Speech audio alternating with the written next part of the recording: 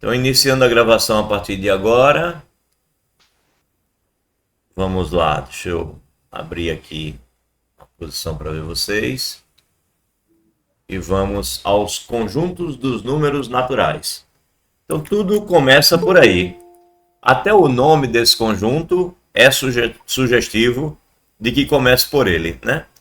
Porque, enquanto conjunto dos números naturais, acho que vou tentar expandir essa parte, não sei, não, não consegui.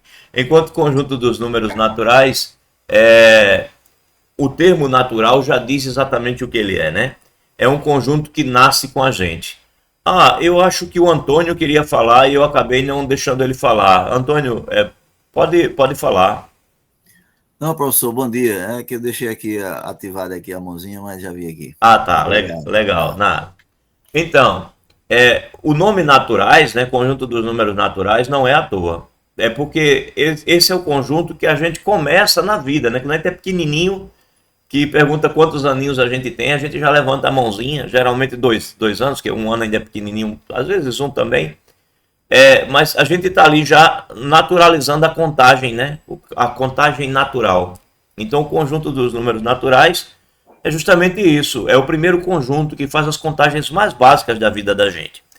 E aí ele é natural nesse sentido, de que já nasce com a gente a ideia, e ele também é natural no sentido das civilizações. Toda civilização, quando sente a necessidade de contar alguma coisa, né? Se a gente vai estudar a história, a gente vai ouvir falar dos nômades e dos sedentários, né? E aí os nômades não precisavam contar muito as coisas, porque viviam, né, sem estocar nada, viviam andando livremente. Mas quando o ser humano começa a precisar parar em algum lugar, e aí caçar, juntar alimento, aí ele começa a precisar contar, até mesmo para poder distribuir o alimento, distribuir as coisas naquelas comunidades que começavam a se formar. E aí essa contagem, quando existem estudos arqueológicos que vão encontrar civilizações que só tinham nome para os números um, 2, até 3. Do 4 em diante já chama de muitos. Até hoje existem civilizações assim, tá? Que não precisam de nomes para muitos números. Então, quando uma civilização é avançada suficientemente, ela começa a dar nome aos números. Então, uma civilização avançada, ela dá nome a números grandes, né? E uma civilização muito atrasada, ela dá nome a números pequenos. Então, toda civilização, por primitiva que seja, que tenha nome para números, ela vai dar nome para o número um, para o número 2, para o número 3. O que mostra o quanto esses números são naturais, né? São naturais nas nossas contagens. Por isso, a motivação para chamar esse conjunto aqui de conjunto dos números naturais.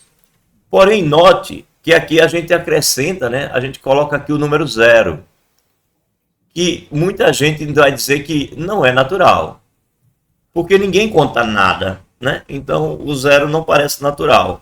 Mas para a álgebra, e principalmente para os algebristas, a necessidade do zero se impõe, porque o algebrista vai pensar em operações. O algebrista vai pensar dado um conjunto e nas suas operações. E aí, na hora que você pensa na diferença entre dois números, naturalmente vai surgir a ideia de um número menos ele mesmo. 2 menos 2, 3 menos 3, 5 menos 5. E aí, quando você vai pensar nisso, surge a necessidade de registrar o nada. Registrar que acabou alguma contagem. E aí o número zero aparece pela necessidade já operatória. Não é um número que aparece pela necessidade de contar, mas aparece pela necessidade de fazer operações.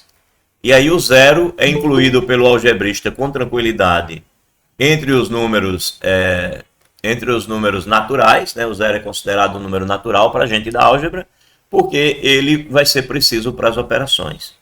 E aí, por falar em operações, aqui estão as propriedades naturais das operações em N. Né?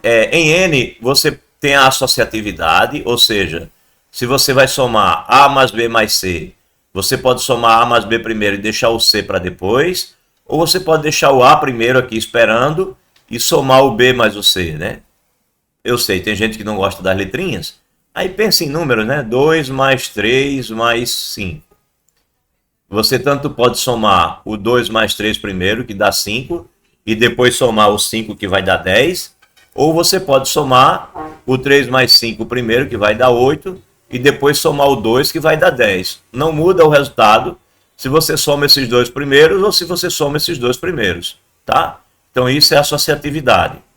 A comutatividade é você poder trocar a ordem, né? 2 mais 3 ou 3 mais 2 vai dar 5. A existência do elemento neutro, ou seja, a existência desse número 0 aqui, ó. A mais 0 vai dar A, não importa quem seja esse A.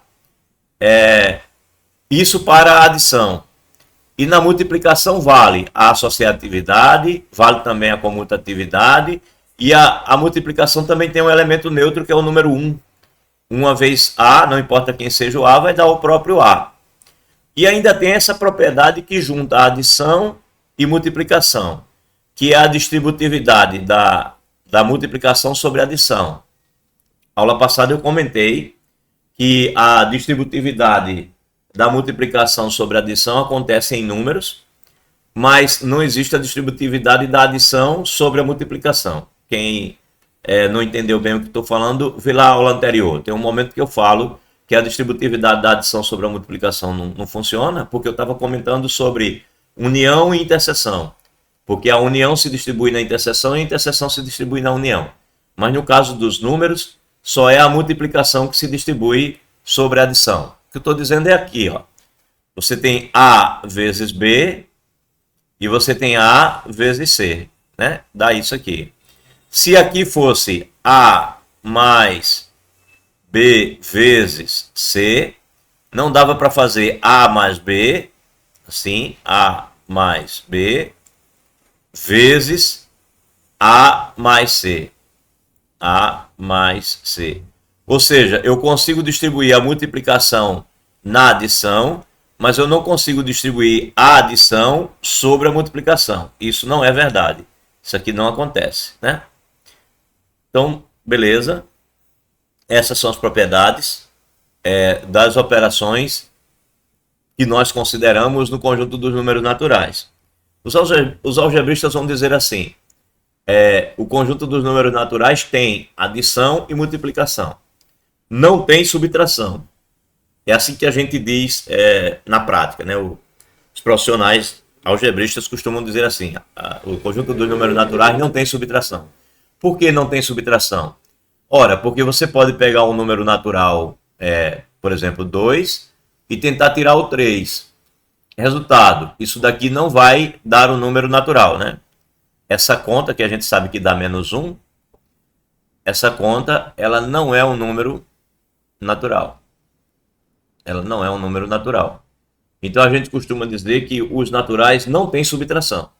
Eles só têm adição e multiplicação.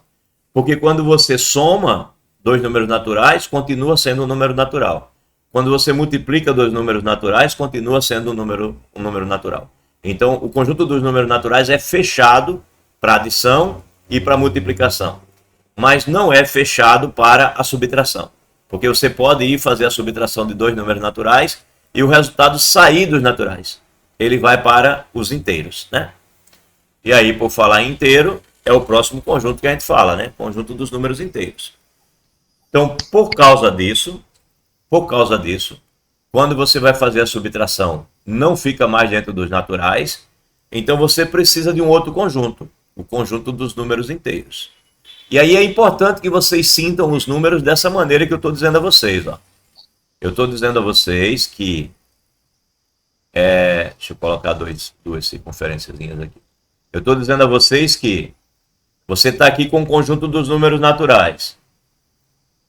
Vai fazer uma subtração aqui dentro e não cai aqui dentro.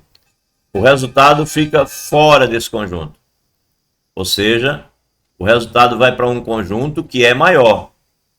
Vai para o conjunto dos números inteiros. Então aqui dentro estão os naturais. Mas quando você faz subtração entre eles, sai daqui e o resultado vai estar aqui fora. Então, por exemplo, você vai fazer 2 menos 3 e o resultado dá menos 1. Não dá dentro dos naturais, dá dentro dos inteiros. Então, para cada número inteiro, para cada número natural, você vai ter um número negativo correspondente, né? Por isso que ele é chamado de conjunto dos números inteiros relativos. Ou seja, para cada número daqui, ó, a não ser o zero, né? O zero não tem um correspondente a ele, ele é o próprio correspondente dele. Mas para o número 1, você tem o correspondente menos 1. Para o número 2, você tem o correspondente menos 2. Para o 3, você tem o menos 3. E assim por diante. Para cada natural, você tem um negativo. Por isso é chamado de conjunto dos números inteiros relativos, né? Você vai ouvir muita gente dizer isso. E notem uma coisa também do ponto de vista psicológico. A primeira vez na vida da gente que a gente ouve falar de um número que não nos é natural é o conjunto dos números negativos, né? Se você olhar direitinho, não existe nada negativo no mundo, né? Nada é negativo. Quem cria a ideia de negativo é o ser humano, né?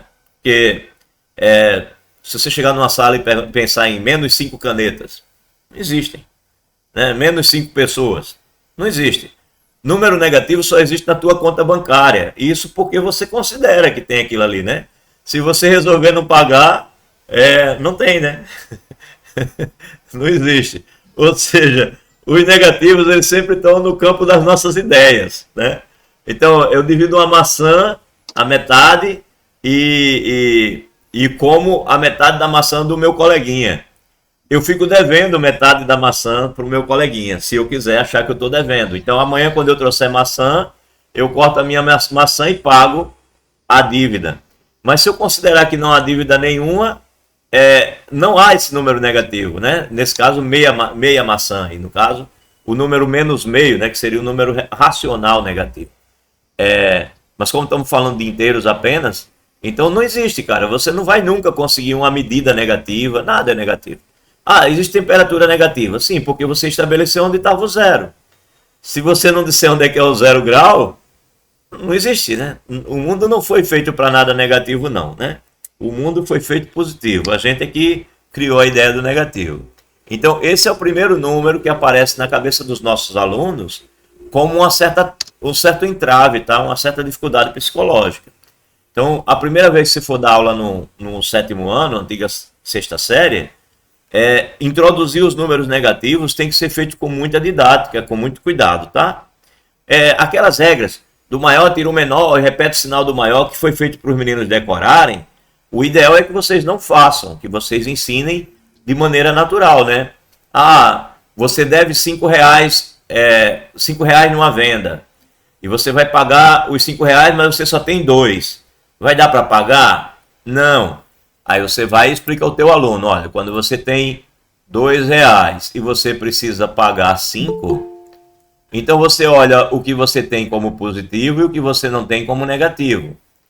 Aí você paga os 2 que você tem, mas o dono da venda vai continuar achando que você deve 3. Por isso que mais 2 somado com menos 5 dá menos 3. Assim que deve ser o ensino. Você tem que contextualizar a ideia e ensinar o menino a responder naturalmente. Se eu tenho 2 e eu devo 5, eu vou continuar devendo 3. E não essa história de do maior tira o menor e repete o sinal do maior. Isso daí só vai fazer ele decorar. O ideal é que você naturalize o teu ensino, tá? Mas não é meu objetivo nessa disciplina. Não é ainda laboratório de ensino essa disciplina. Isso daí o pessoal da área de educação vai ensinar melhor a vocês. Diga, Pedro. Não, nesse caso aí do T5 e pagar 2 DB3, eu ensino assim também. Quando eu tô lá na minha cidade, eu dou umas aulas lá de reforço, eu ensino assim para meus alunos também. Ótimo, ótimo. Certo. É assim que deve ser a construção mesmo do conhecimento. A partir da concretização das ideias, entendeu? Quanto mais natural for a ideia para o teu aluno, melhor. Porque essa coisa de decorar, só decorar aquilo que não dá mesmo para o cara lembrar e refazer e naturalizar, né? Bem, beleza. Então tá aqui o conjunto. Por isso que ele não vê necessidade de hoje em dia de ter matemática, né, professor? Sim, quanto mais estudo de como ensinar matemática, melhor para a nossa sociedade, né? Nós temos que melhorar a qualidade de ensino. Lá em Arapiraca, eu tenho dado a disciplina de laboratório de ensino e tem sido bastante proveitoso, pelo menos para mim. Acredito que para os meninos também. Estamos tentando melhorar o ensino do nosso agreste alagoano. Bem, o conjunto Z, no conjunto Z distinguimos 3 subconjuntos. Daqui para frente, a gente vê os naturais, né? Daqui para trás, a gente vê os números não positivos. Digo não positivo porque eu estou incluindo o zero e o zero nem é positivo nem é negativo. Se eu não considerar o zero, daqui para trás eu estou vendo os negativos. E aqui o conjunto Z sem o zero, aí coloca uma estrelinha. Então quando a gente colocar uma estrelinha, significa dizer que a gente está tirando o zero. A mesma coisa nos naturais, tá? Se eu colocar uma estrelinha, eu estou dizendo que eu estou considerando os naturais sem o zero. É claro que se você estiver estudando alguma coisa que os naturais já não tem o zero mesmo, aí você não bota a estrelinha e avisa, olha, os naturais para mim não tem o zero. Existem estudos em que isso acontece naturalmente, tá? Existem estudos em que isso acontece naturalmente. Quando você está estudando análise, por exemplo, o pessoal não gosta de colocar o zero nos naturais. Aí vai chamar os naturais de 1 em diante. Mas aí o texto lá, o livro, vai avisar você como é o conjunto dos naturais dele. Mas para a gente aqui e para o ensino fundamental, os naturais têm o zero, não são assim. Bem, então esses são subconjuntos que ele resolveu destacar. Vamos para as operações. Aí no conjunto Z, a gente já suporta a adição, já suporta a multiplicação e agora também suporta a subtração. Na verdade, a subtração em Z já pode ser vista como um caso particular da adição, né? Então, por exemplo, quando eu falar em A menos B, eu já posso ver isso como sendo A mais menos B. Eu estou somando dois números, sendo um positivo e um negativo. Inclusive, por isso a gente diz que só existe a adição e a multiplicação. Porque aí a subtração passa a ser um caso particular da adição. Isso se você está vendo em Z, né? Se você está vendo em N, a subtração não é natural, ela não existe na verdade, né? Ela nem pode ser feita, a menos que seja feito o caso em que continue sendo natural, né? Pegando um maior e subtraindo um menor. Bem, aí ele diz, em Z, as propriedades todas que nós já vimos, ou seja, a associatividade, a comutatividade e a existência do elemento neutro da adição, continua valendo. A associatividade, a comutatividade e a existência do elemento neutro da multiplicação continua valendo. Ou seja, ele está falando isso aqui, ó. Isso aqui tudo vale também para Z. Associatividade, comutatividade e elemento neutro, tanto da adição quanto da multiplicação. Também vale a distributividade. Vale a distributividade também da multiplicação sobre a adição. E além disso, a gente pode acrescentar esse fato aqui, que é a existência do oposto, ou do simétrico. Tanto posso dizer simétrico quanto oposto, tá? Então, existe o menos A, né? Dado o número A, existe o menos A. Dado 2, existe o menos 2. Dado 3, existe o menos 3. Então, eu posso somar agora um elemento com outro e dar zero como resposta. Que lá nos naturais isso não acontecia, né?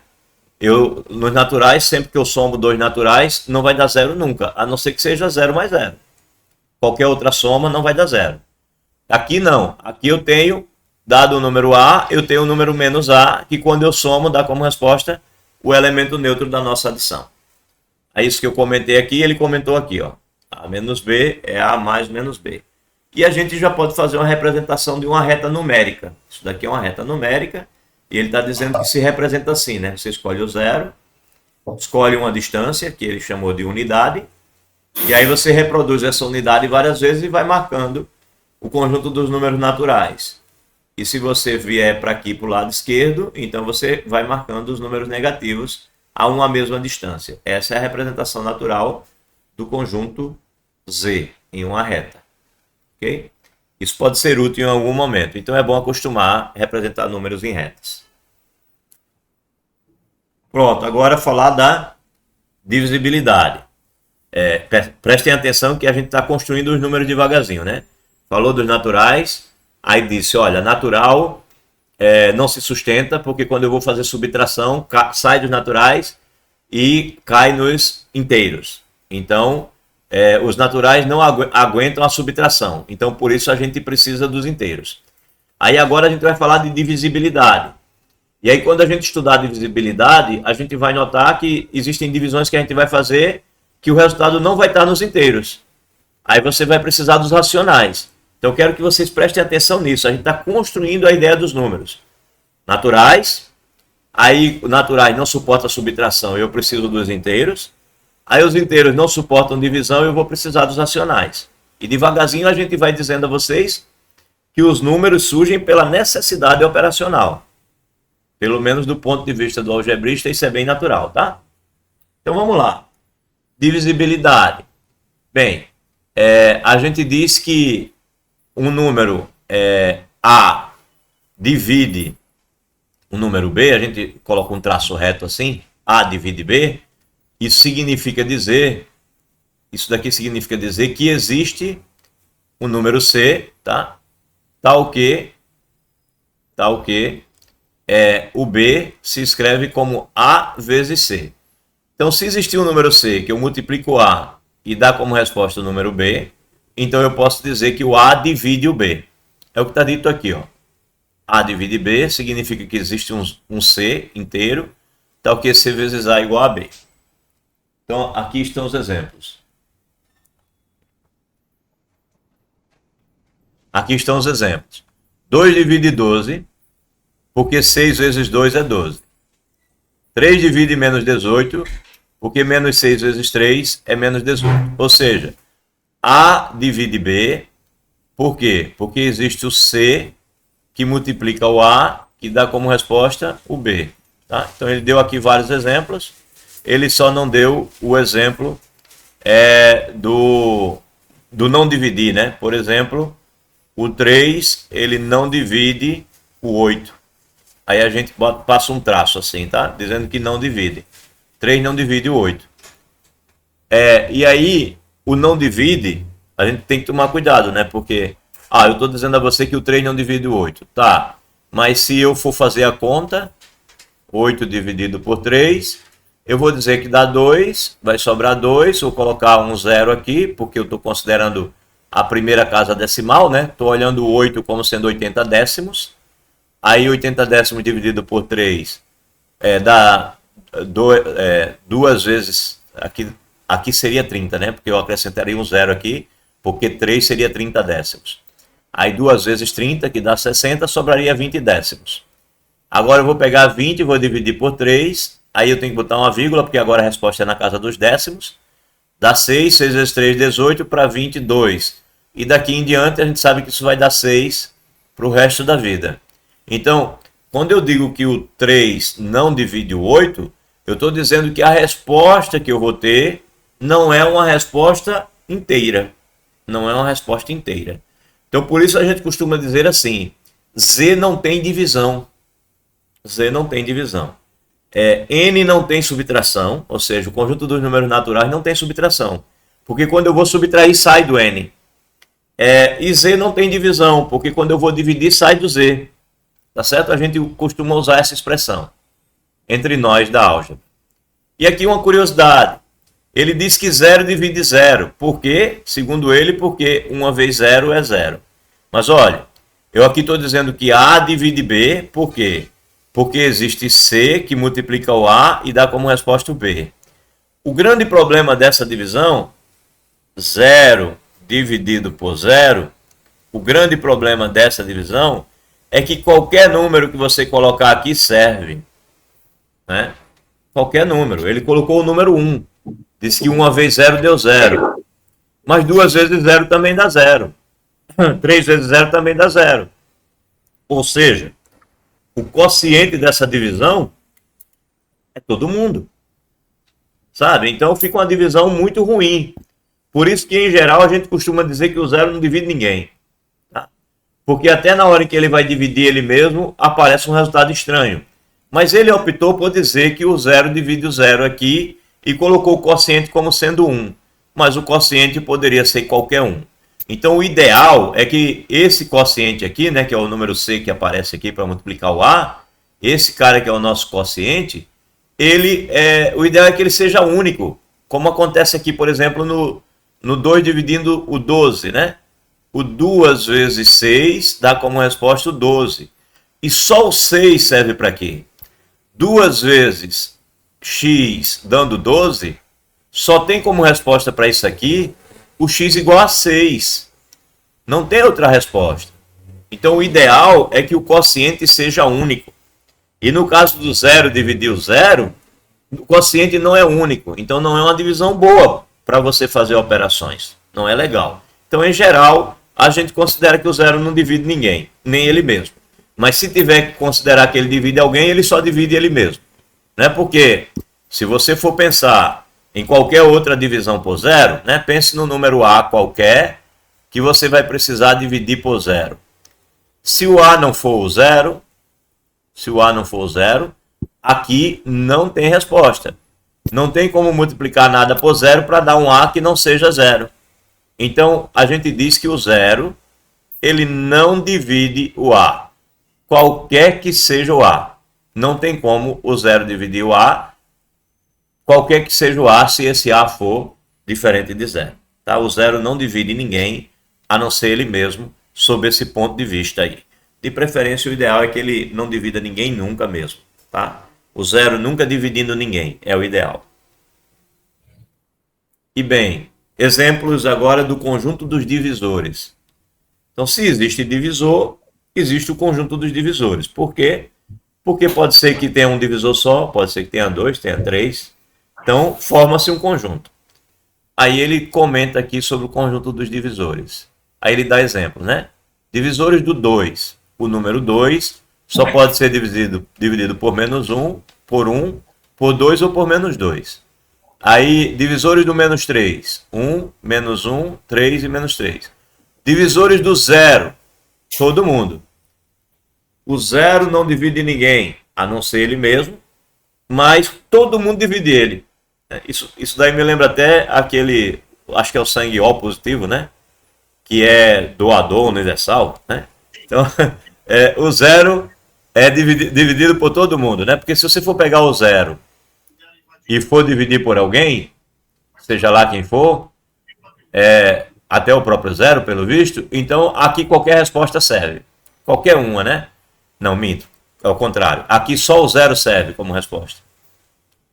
Só o 0 serve. Não importa quem estiver aqui, 0 vezes A vai dar 0. Então, ótimo. Essa divisão aqui existe. Todo mundo serve, porque o quociente vai ser 0, né? Então, você quer dividir, quer que o A divida o 0? Por que o A divide o 0? Porque 0 pode ser escrito sempre como A vezes 0, não importa quem seja o A. Então, o conjunto dos divisores de 0, todo mundo. Em compensação, múltiplos de 0, só o 0. O único que divide o 0 é ele mesmo. Múltiplos do menos 3. Aí você pega o menos 3 e faz o quê? Sai multiplicando ele pelos inteiros. Multiplica por 0. Dá 0. Pega o menos 3, multiplica por 1. Dá menos 3. Pega o menos 3, multiplica por 2. Dá menos 6. Aí agora pega o menos 3, multiplica por menos 1. Dá 3. Menos 3 por menos 2. Dá 6. E aí você tem todos esses múltiplos aqui, né? O 0, o 3 e o menos 3, o 6 e o menos 6, o 9 e o menos 9. Então, isso são os múltiplos. Claro, esse conjunto é infinito. Esse daqui é finito. Esse é infinito, né? Isso também pode ser escrito assim. Os múltiplos de 2 podem ser escritos assim também. Ó. Boto uma reticência. Aí coloco, por exemplo, menos 4, menos 2, 0, 2, 4 e uma reticência no final também. Você pode colocar tanto para um lado como para o outro, tá? As reticências. É uma anotação diferente dessa que ele usou aqui. Eu gosto mais dessa. Acho melhor escrever assim. E agora a ideia de número primo. Acho que quase todo mundo já sabe. Estou passando por esses conceitos rapidamente porque acho que a maioria já sabe, mas é preciso formalizar para que não haja entendimento errado.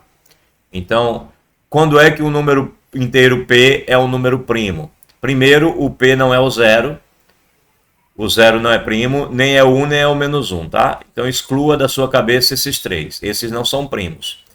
Aí o número é primo quando? Quando você vai olhar os divisores dele, aí você só encontra o 1 e o menos 1, que pode dividi-los, porque o 1 e menos 1 divide todo mundo, ou o próprio P ou o menos P. Então vamos olhar aqui, por exemplo, o número 2 é um número primo. Quem são os divisores do 2? O 1, o menos 1, o próprio 2 ou o menos 2. Aí, sob esse ponto de vista, o número menos 3 também é primo. Por quê? Quem são os divisores do menos 3? O 1, o menos 1, o menos 3, que seria o P, né? Ou o menos P, que seria o 3. Certo? Agora, em geral, a gente só trabalha com números primos positivos, tá? Raramente a gente usa números primos negativos. Os primos, na maioria, são trabalhados positivos. Para praticamente todos os problemas da matemática. Os números negativos, nesse sentido, são só um reflexo do que a gente estuda nos números positivos. Oi, Jonas.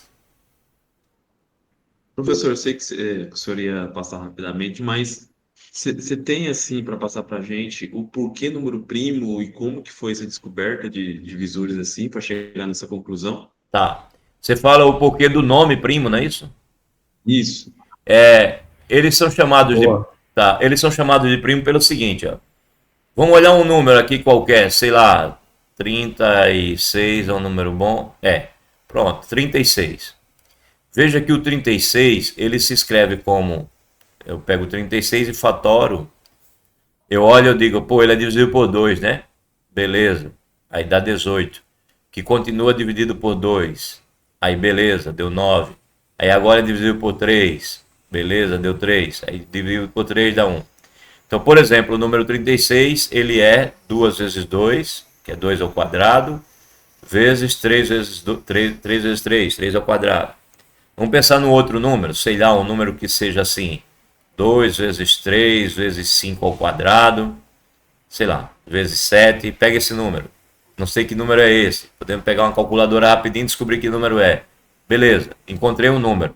Então, note que qualquer número que você pegar, você consegue fatorar ele, né? E ele passa a ter um produto de números primos que o representa. E esse número aqui é o único número que tem esse produto aqui. Se você acrescentar qualquer outro número primo aqui, não vai ser mais esse número. Então, a gente olha para os números inteiros como se eles fossem produtos de primos, né? De potências de primos. Então, por que primos? É porque eles são a menor parte, o tijolinho, né, que constrói os números. Eles são os pedacinhos. E por isso eles são os primos, os primeiros. A base da construção dos números. Eles são os tijolinhos que constroem os números. É esse o sentido da expressão primos, né? Eles são os principais, os que dão a base dos números. Todos os outros números são múltiplos dos primos, né? São produtos de primos. É por isso que é o nome primos, tá? Entendido? Perfeito. Eles são a base, eles são os tijolinhos dos números. Então, toda vez que você vai estudar qualquer número natural inteiro, você pode, na verdade, estudar produtos de potências de primos, que é a mesma coisa. Todos os números são construídos por meio do produto de potências de primos, né? É o que a gente chama de teorema da fatoração única, né?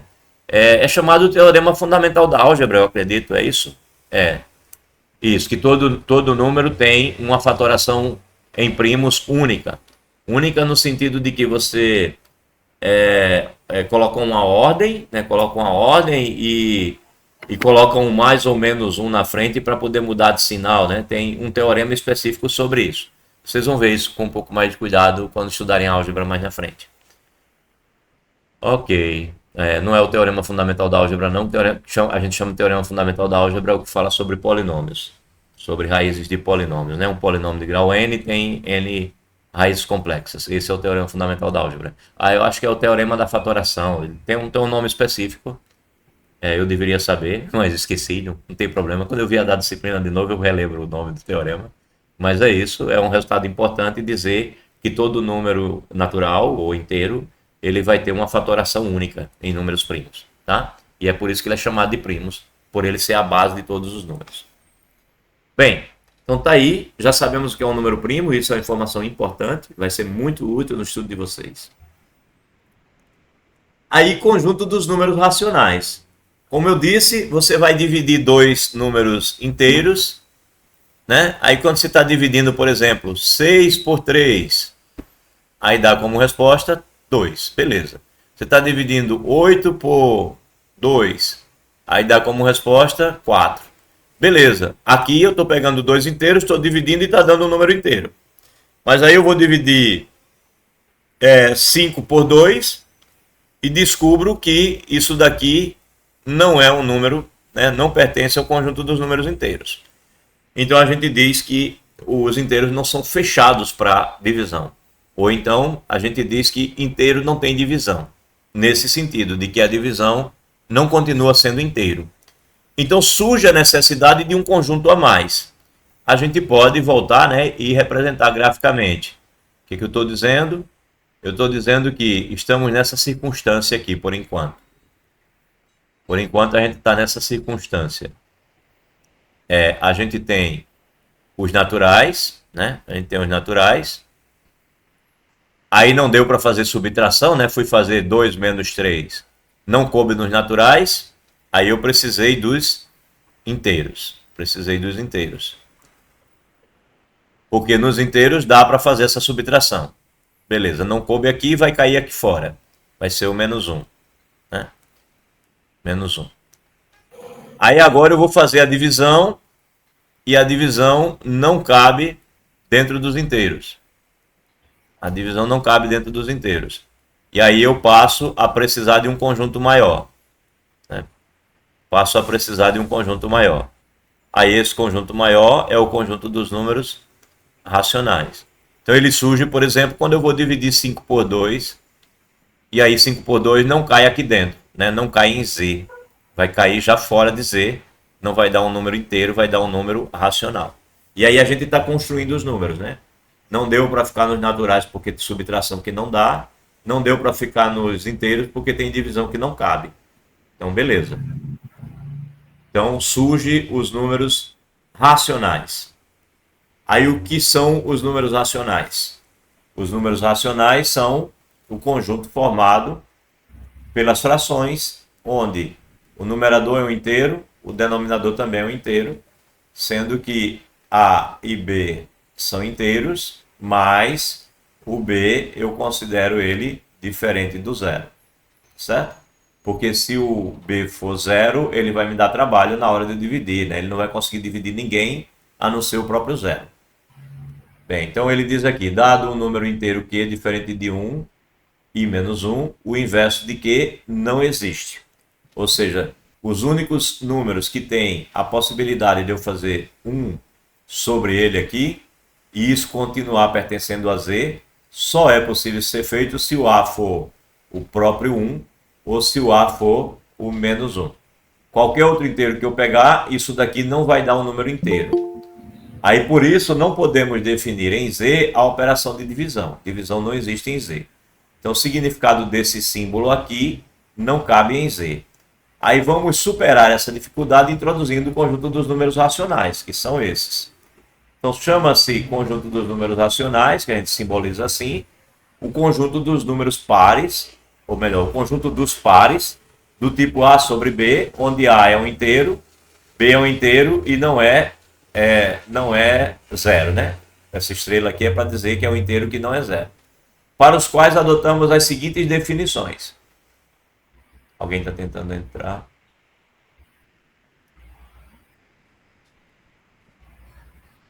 Aí ele diz, para os quais adotamos as seguintes definições. Aí ele vai definir propriedades que esclarecem como é Z. Ele diz assim, se eu pegar uma fração, né, um número racional desse tipo aqui, e ele for igual ao outro, isso significa dizer que A vezes D é igual a B vezes C. Então, por exemplo, para quem não gosta das letrinhas, se eu tenho 2/3, eu posso dizer que isso é a mesma coisa que 6/9. Como é que eu sei? Eu multipliquei por 3 esse cara, deu 6, multipliquei por 3 esse cara, deu 9. Mas note que se essas duas coisas forem iguais, vai ter que 2 vezes 9 Dá 18. é igual a 3 vezes 6. Certo? Que é o que a gente chama de produto dos meios e produto dos extremos. Tem alguém com o microfone ligado, tem um cachorro latindo. Eu ouvi o cachorro. Era você, Ô, Robson? professor, desculpa, uma cachorrinha dodói que tem aqui, eu tinha esquecido dela. Tudo bem, Esqueci normal. que tá mudo aqui. Acontece. A gente deixa ligado volta e meia. Então, aí 2 vezes 9, 3 vezes 6, ó. Ou seja, o produto dos meios e o produto dos extremos tem que ser iguais para que duas frações sejam iguais. Aí aqui ele define a adição. Ele diz que para somar duas frações, basta você multiplicar os denominadores e fazer essa operação aqui, que você tem a soma. Aí vem uma curiosidade, né? Ele está definindo a soma de frações e ele não falou nada para você sobre mínimo múltiplo comum. Aí você já começa a desconfiar. Será que precisa? Não, não precisa, né? Não precisa. Realmente é como ele disse aqui, ó. Vou somar duas frações. Então eu tenho, por exemplo, 2 terços mais 5... Eu vou colocar sétimos aqui. Se você for fazer o mínimo múltiplo comum entre 3 e 7, como são dois números primos, o mínimo múltiplo comum vai ser o produto deles dois, né? Porque você vai fazer assim, 3 e 7. Vai fazer aquela fatoração dos dois ao mesmo tempo. Você vai dividir por 3, vai dar 1, já acabou, você vai repetir o 7. Aí vai dividir por 7, vai dar 1 e acabou, né? Acabou. Aí 3 vezes 7, 21. O mínimo múltiplo comum aqui claramente é o produto. Então, pelo que ele está dizendo aqui, ó, somar essas duas frações vai ser pegar os dois de baixo e multiplicar. Então, B vezes D. Para quem não gosta da letrinha, das letrinhas, mas gosta de cozinhar, né? Ali é a receita e embaixo é o bolo, né? Então a receita diz que a gente pega os dois aqui de baixo, ó, e multiplique. Então B vezes D aqui, 3 vezes 7, né? Então 3 vezes 7 aqui, 3 vezes 7. Aí ele diz aqui A vezes D, ou seja, quem é o A? O A é esse. Quem é o D? O D é esse. Então 2 vezes 7, mais B vezes C. Quem é o B? É o 3. Quem é o C? É o 5. 3 vezes 5. Isso dá 2 vezes 7, 14. Mais 3 vezes 5, 15. Tudo isso dividido por 21, né? Então vai dar 29 dividido por 21. Ok. Aí você diz assim, mas o mínimo múltiplo comum foi feito, né? Porque era o produto aqui. Certo. Nessa situação, o mínimo múltiplo comum já era o produto. Mas você pode estar numa situação que o mínimo múltiplo comum não é o produto. Por exemplo, 8 e 4. O mínimo múltiplo comum seria o 4. Vou pegar outros. 8 e 12. Não é o mínimo múltiplo comum que a gente faz ali, é o mínimo múltiplo comum, né? 8 e 12. Quem seria o mínimo múltiplo comum de 8 e 12? Será que é o produto dos dois? Acho que não, né? Vamos ver. Quem é o mínimo múltiplo comum de 8 e 12? Que agora eu peguei dois números primos. Aí agora eu vou pegar dois que não são primos. O 8 e o 12. Quando eu dividir por 2, vai dar 6 e aqui vai dar 4. Aí por 2 de novo, 3 e 2. Aí agora vai dar 2 de novo, vai dar 1. O 3 eu vou repetir. Ou botar o 3 vai dar 1. 1 e 1. Tá certo isso? Tá, né? Aí quando eu fizer o produto aqui, vai dar 8 vezes 3, 24. Pronto. E 24 não é o produto de 8 vezes 12. Todo mundo concorda, né? 8 vezes 12 vai dar 96. Enquanto que o mínimo múltiplo comum só deu 24. Agora eu vou somar duas frações cujo denominador sejam esses dois.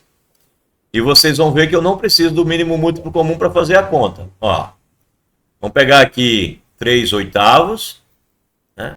Para não ter que simplificar. E vou pegar 5 sobre 12. Vou somar essas duas frações. Como é que a gente está acostumado a fazer? Faz o mínimo múltiplo comum, né? E coloca aqui embaixo a gente coloca o mínimo múltiplo comum, que é o 24.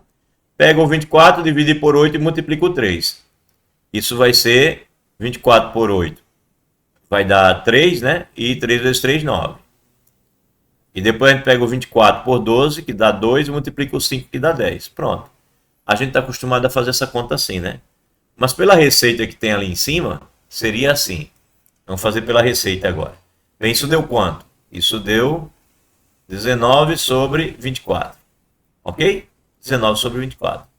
Agora eu vou fazer pela receita. Fizemos do jeito que a gente já está acostumado a fazer, viu que dá 19 sobre 24. Vamos fazer pela receita. A receita diz assim. Multiplica os dois de baixo. 8 vezes 12. 96. Claro, se você pegar 96 e dividir por 8, dá 12, né? Porque eu acabei de multiplicar.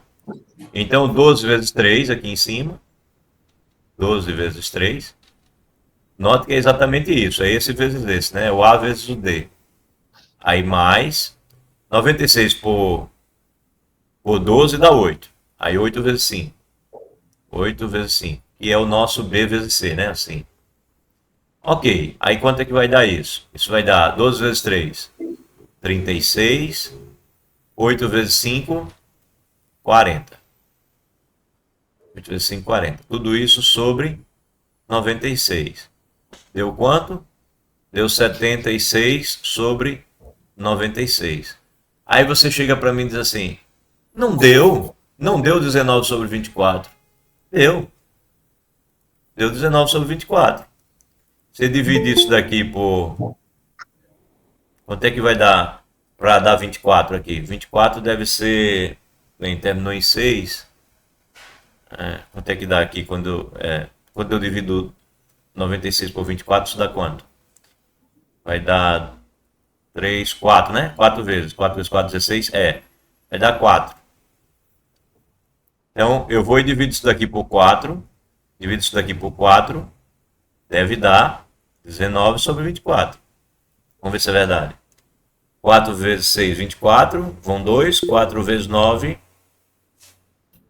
Não, é aqui que eu multiplico. 4 vezes 4, 16. Vai 1. 4 vezes 2, 8. E 1, 9. Pronto, 96. Agora 4 vezes 19. 4 vezes 9, 36. 1, 3. 4 vezes 1, 4. E 3, 76. Então, de fato, deu o mesmo resultado. Dá o mesmo resultado. Então, por que a gente usa o mínimo múltiplo comum e não usa simplesmente o produto? Porque bastava usar o produto, foi o que a gente acabou de ver. Não precisava usar mínimo múltiplo comum. Mas olha, o que é o mínimo múltiplo comum? É o menor produto dos dois, o menor múltiplo que os dois têm ao mesmo tempo. É o mínimo múltiplo comum. Mas quando você faz o produto entre os dois, o produto entre os dois é um múltiplo comum. Ele só não é o menor. Então, para você fazer essa operação, você não precisa do mínimo múltiplo comum. Você só precisa de um múltiplo comum. Não tem que ser o menor. Então, 24 é o menor múltiplo comum entre 8 e 12. 96 é um múltiplo comum entre 8 e 12, porque 8 vezes 12 dá 96. Então, o 96 tanto é múltiplo do 8 quanto é múltiplo do 12. 96 é um múltiplo comum dos dois, ele só não é o menor. E aí, quando você faz a conta, aparece a fração correta, só que ela aparece com números grandes. Aí, o que você faz? Você simplifica a fração para encontrar a fração com o menor número possível. E aí, quando você encontra a fração com o menor número possível, o mínimo múltiplo comum aparece aqui. Então, de fato, basta usar essa receita aqui. Oi. Por favor, repete essa parte que o senhor dividiu o mínimo comum para mim, por favor. Que deu 24. Aqui, essa fatoração? Eu tenho 8 e 12, aí eu procuro o número primo que divida os dois ou um deles, né? O menor número primo. O menor número primo que divide o 8 e o 12 é o 2. Aí eu dividi o 8 por 2, deu 4. Dividi o 12 por 2, deu 6. Aí 4 e 6. Qual é o menor número primo que divide pelo menos um dos dois? É o número 2 novamente. 6 por 2 deu 3. 4 por 2 deu 2.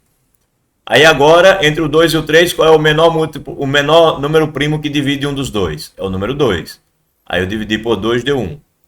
Aí o 3 não dá para dividir, eu repito. Aí agora, entre o 3 e o 1, o 1 já chegou no final, não faz mais nada. O primo que divide, né? O menor primo que divide um dos dois é o número 3. Aí 3 por 3 deu 1. Pronto. Aí aqui, 2 vezes 2, 4. Vezes 2, 8. Vezes 3, 24. Tudo bem? É o que a gente chama de fatoração simultânea. Ficou Tudo bem, claro? obrigado, professor. Perfeito. Ficou. Tá, legal. Entendido, gente? Ó, esse é o mínimo múltiplo comum, mas você não é obrigado a usá-lo para fazer soma de frações com denominadores diferentes. A gente ensina isso lá nas séries iniciais, que é para o menino aprender a pegar o menor número. A gente nem diz a ele que se não usasse, se fizesse só o produto, já resolvia. A gente não diz. Mas é uma verdade, tá? É bom que vocês, enquanto professores, saibam disso. Teu aluno vai saber mais tarde, mas você deve saber desde já.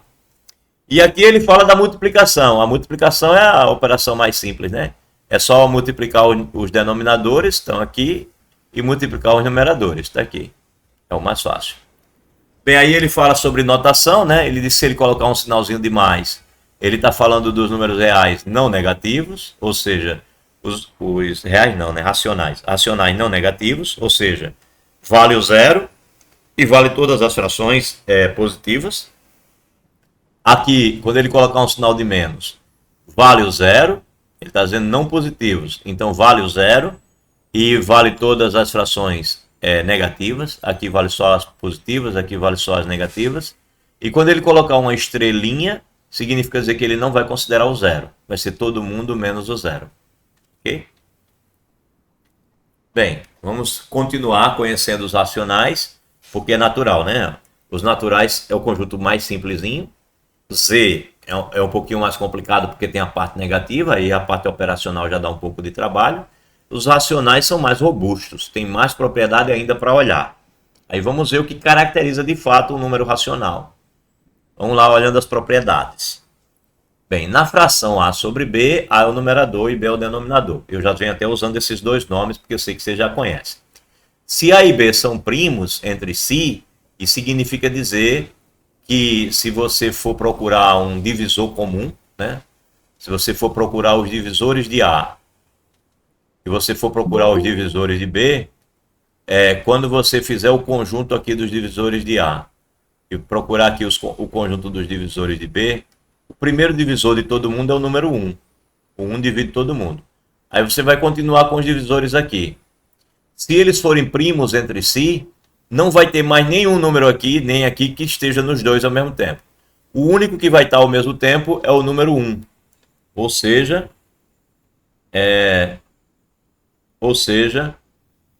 o único divisor comum entre os dois é o número 1. E aí, quando o único divisor comum entre os dois é o número 1, a gente diz que esses números são primos entre si. Eles são primos entre si. Exemplo, o número 8. O único número que divide o 8 é o 2, né? Depois sem considerar o 1. Tem o 1, tem o 2, aí tem o 4, né? Que divide o 8 e tem o próprio 8. Ok, aí você pega um outro número. Vamos pegar eu não quero pegar números primos, porque número primo, claro que já é primo com todo mundo. Pronto, número 9. Não existe nenhum número que divida esses dois caras. Quando você vai olhar os divisores de 8, você vai encontrar, claro, o 1, o 2, o 4 e o 8. Esses caras dividem o 8. Quando você vai olhar o 9, os divisores de 9, você vai encontrar o 1. Tá um barulho danado aí, viu, gente? Tem alguém com o microfone ligado. Aí quando você vai olhar o número 9, os divisores do 9 são o 1, o 3, o 1, o 3... 3 divide o 9, né? E aí acabou, né? O 4, o 5, o 6, o 7, daí em diante ninguém divide o 9 no seu próprio 9. Então quando você olha quais são os divisores comuns aqui, quem é que está nos dois ao mesmo tempo? Só o número 1. Que significa dizer que o máximo divisor comum entre o 8 e o 9 é o número 1. Só tem o número 1. Então, se o máximo divisor comum entre o 8 e o 9 só tem o número 1, a gente diz que o 8 e o 9 são primos entre si. Tá? É claro que se o número é primo, por exemplo, o número 7, ele é primo. Se ele é primo, então ele é primo com todo mundo. É por isso que ele é chamado de primo. Né? Não vai existir um divisor comum entre o 7 e outro número, porque os únicos divisores de 7, os únicos divisores do 7 são o 1 e o 7, porque ele é primo. né? Quer dizer, eu não estou considerando a parte negativa, tá? Nos divisores. Meus divisores só são positivos. Que é o 1 e o 7, o menos 1 e o menos 7. Aqui é o 1 e o menos 1, o 2 e o menos 2, o 4 e o menos 4, o 8 e o menos 8. Aqui é o 1 e o menos 1, o 3 e o menos 3, o 9 e o menos 9. Mas eu vou ficar falando só de positivos sempre, tá? Porque a gente não precisa ficar repetindo a parte negativa. Ok, então isso são primos entre si. Aí dizemos que A sobre B é uma fração irredutível quando A e B são primos entre si. Então, por exemplo, se eu falar na fração 2 sobre 4, ela não é uma fração irredutível. Por quê? Porque existe um divisor comum entre o 2 e o 4, que é quem? É o número 2.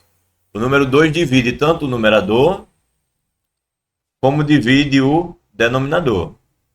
Aí quando você vem para aqui fica só 1 e 2. Aí essa sim, essa fração é irredutível. Não existe mais nenhum número que divida os dois ao mesmo tempo, certo? Então, quando a fração chega nessa situação, esses dois números são primos entre si, então é uma fração irredutível. Assim, por exemplo, 2/3 é irredutível. Os caras são primos, tanto de cima quanto de baixo. 3/7 é irredutível.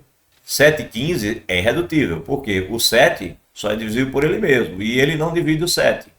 Então, o único que vai dividir os dois aqui é o 1. Não são irredutíveis. Eles são primos entre si. Mas 6 sobre 10 não é, porque dá para você dividir o 6 e o 10 por 2. Né? Você divide o 6 por 2, divide o 10 por 2, e aí você descobre que essa é a fração 3/5. Agora sim, essa é irredutível. Não tem como dividir os dois ao mesmo tempo, porque ambos são primos. E aí, por fim, consideremos o conjunto quelinha. Quelinha é as frações do tipo em que o denominador é 1. Então, que conjunto é esse? Ora, quais os elementos que estariam aqui? Por exemplo, 2 sobre 1, 3 sobre 1, 4 sobre 1. Ora, mas se eu fizer 2 dividido por 1, isso dá 2. Se eu pegar 3 dividido por 1, isso dá 3. Se eu pegar 4 e dividir por 1, isso dá 4. Ficou muito perto aqui, vou apagar para não parecer que é uma coisa só. Então, x sobre 1 é x. Então, essa é uma outra maneira de escrever z. Então, a gente pode dizer, de maneira meio abusiva, né? A gente pode dizer que quelinha, ele é z. Quelinha e z é a mesma coisa, certo? As frações do tipo número sobre 1, elas são números inteiros sempre. Então, você quer representar um número inteiro como uma fração? Escreva ele sobre 1. Escreva ele sobre 1. Quando você escreve um número inteiro sobre 1, você vai estar escrevendo ele como uma fração. Você vai estar escrevendo ele como um número racional. Então, por causa disso, né, a gente pode dizer assim, ó, que agora eu tenho... Eu acho que dá para pegar na página anterior, né? Acho que dá, deixa eu ver. Tá aqui. Deixa eu ver se eu consigo levar para lá. Acho que sim. Ctrl C. Vamos para a próxima página. Ctrl V. Pronto, apareceu, tá vendo? Aqui. Então, eu estava nessa situação aqui, né? O que foi que eu acabei de perceber? Que se eu quiser um número inteiro escrito como um número racional, por exemplo, esse número menos 1 que eu coloquei aqui, eu coloco a fração ele sobre 1. Ele continua sendo menos 1. Eu quero escrever o número 2 como um número racional, eu faço assim. Na verdade, para ficar mais bonitinho, é melhor escrever o número 2 aqui, né? Pronto, 2 sobre 1 aqui. E 3 sobre 1. Certo? Então, se eu quiser escrever um número inteiro qualquer, né? Um número inteiro qualquer, eu quiser escrever ele como um número racional, eu escrevo ele sobre 1, e aí eu terei escrito ele como um número racional, porque escrevi na forma de uma fração, onde o numerador é inteiro, o denominador é inteiro e diferente de zero, tá? Então, feito isso, eu posso dizer que z está contido dentro de Q, né? Basta eu olhar o z como sendo o nosso quelinha daqui. Z está contido em Q, certo? Faz sentido dizer isso. E aí ele está dizendo que as operações que nós falamos aqui em Q, essas aqui, ó, essas operações aqui, se eu considerar os denominadores como sendo 1, aí eu tenho que A sobre 1 é igual a B sobre 1, significa dizer que A vezes 1 é A, B vezes 1 é B. Se eu quero somar, ó, o produto do 1 vezes 1 é o 1. Aí esse produto aqui que vai ficar assim cruzado seria A vezes 1, que é A. Esse aqui seria B vezes 1, que é B. E aí eu tenho que A mais B igual a A mais B. Ou seja, eu transformo a operação de Z numa operação em Q, se eu olhar os números inteiros como sendo frações do tipo sobre 1. Como a fração pode não ser redutível, né? Por exemplo, eu também posso olhar assim. Eu tenho, por exemplo, o número, sei lá, o número 5. Eu quero escrever ele como uma fração. Aí eu escrevo 5 como sendo 5 sobre 1. Escrevi como uma fração. Mas eu posso, por exemplo, multiplicar em cima e embaixo e dizer que isso é a mesma coisa que 15 sobre 3. Multipliquei por 3 em cima e embaixo. Ou eu poderia ter multiplicado por 4. Aí isso daria 4 vezes 5, 20. 20 sobre 4. Então, essas são maneiras diferentes de escrever o número 5 como fração. Então, não existe uma maneira só de escrever. Não tem que ser só sobre 1. Né? Pode ser qualquer denominador. Desde que o denominador divida o numerador, isso será um número inteiro. Né? Um número inteiro escrito como uma fração. Ok. Isso é só linguagem. Oi? Sempre aquela regra que o denominador divide o numerador, né? Sim. Sempre que o denominador dividir o numerador, aí você tem um número inteiro. É que hoje baixou o espírito da rememorização do professor Alcindo. A gente está vivendo a adolescência. Mas na verdade, a gente faz essa abordagem lá com muita imaturidade, né? A gente é muito novinho e agora, né? O cara tá focado aqui, ele quer ser professor. Então a gente não pode mais fazer, apesar que quando eu dou aula lá, quando eu dava aula, e se eu voltar a dar aula no ensino básico, eu vou dar aula com esse detalhamento. Ajude lá o povo. Porque aí as pessoas. Mas eu não tenho a oportunidade de dar aula. Eu tenho até pensado em participar de um programa em que eu dei aula no ensino básico. Apesar que eu sou contra qualquer trabalho não remunerado, né? Porque às vezes o pessoal inventa na universidade de dizer assim: vai fazer um trabalho numa empresa tal para poder fazer intercâmbio, ligações, aprendizagem. Eu sei, aprendizagem é uma forma de você receber pagamento. Mas só aprendizagem eu acho incorreto se eu estiver trabalhando numa empresa particular. Então, por exemplo, se eu for dar aula numa escola para poder me antenar, né, ficar vendo como é que está o ensino básico atualmente, já que eu formo professores, eu aceito participar de um programa desse, mas eu vou cobrar pelas aulas se a escola for particular. Se for uma escola pública, tudo bem, eu posso trabalhar sem pedir remuneração extra, que é o que acontece, por exemplo, quando a gente dá aula no mestrado. A aula do mestrado não é remunerada. Não tem pagamento. A de vocês é até bem remunerado. É 1.850 o professor ganha para dar aula aqui a vocês. E a gente só trabalha, como é dividido em 2 blocos, a gente trabalha 2 meses e recebe 4. Então é vantajoso financeiramente dar aula na EAD. Muita gente briga para dar aula aqui, né, porque tem esse dinheiro extra. Já no mestrado, que teoricamente o cara podia pensar assim, né? Para dar aula no mestrado, deve ser mais dinheiro ainda. Não, zero de dinheiro, tá? E quando é serviço público, a gente faz essas coisas pelo crescimento das pessoas com quem a gente trabalha. Mas se eu tiver que trabalhar numa particular, por algum motivo, algum programa, eu vou querer que a particular pague, porque eles estão cobrando lá dos alunos, é justo que eles paguem. Bem, então tá aqui, quando a gente faz uma fração desse tipo, eu tenho um inteiro, mas não obrigatoriamente tem que ser com denominador 1, né? Essa é uma situação em que os denominadores são diferentes, mas aqui é o número 5. É o número 5. Então o inteiro pode ser escrito como uma fração, portanto, nós temos esse encadeamento natural, né? Os naturais estão contidos nos inteiros, que por sua vez estão contidos nos racionais. Mas a gente ainda não caracterizou bem o que é um número racional. Vamos fazer isso agora. Aqui ainda estão as propriedades. Mas as propriedades a gente fala rapidamente. Ó. Vale a associatividade, que é a associatividade. Associatividade. Isso aqui, que está aqui escrito, é exatamente essa mesma propriedade aqui, ó, dos números naturais que nós falamos aqui. Ó. Essa primeira aqui. Ó. A mais B mais C, eu posso, né, fazer o 3 mais 5 primeiro ou 2 mais 3 primeiro, que o resultado é o mesmo, lembra? Aqui também, ó, o que eu estou dizendo é a mesma coisa, só que agora é com frações. Ó. Se você olhar, isso aqui é a mesma coisa que dizer assim, ó, A mais B mais C é a mesma coisa que A mais B mais C. Ou seja, eu posso somar essas duas frações primeiro e depois somar essa, ou eu posso somar essas duas frações primeiro e depois somar essa. Isso é a associatividade. Associatividade. Vale a associatividade na soma de frações. Vale a comutatividade. Somar essa fração com essa ou na ordem contrária vai dar no mesmo. Vale a existência do elemento neutro, que é o zero. Eu aqui, nesse caso, iria escrever assim. A sobre B mais 0 sobre 1, né? O ideal seria escrever 0 sobre 1, que é para deixar claro que eu não estou olhando para o zero como inteiro. Estou olhando para o zero como fração. E aí, como é que é feita essa operação? É assim, né? A vezes 1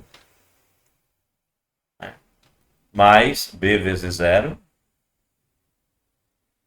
dividido por B vezes 1. É a fórmula que nos deram para fazer a operação entre frações.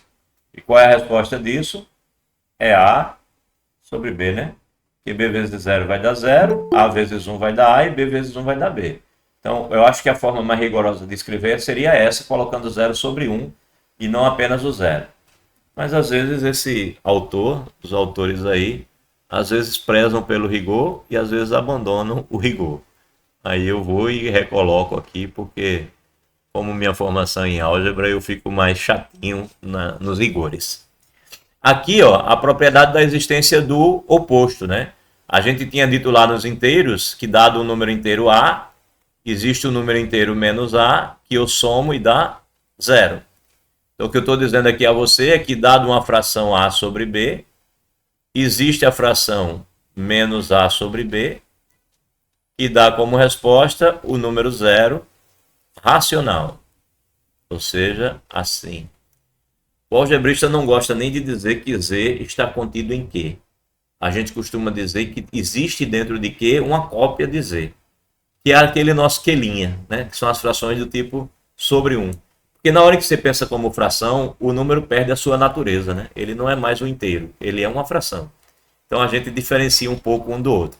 Mas os seres humanos normais, que não são algebristas, eles aceitam essa inclusão aqui como sendo natural, né?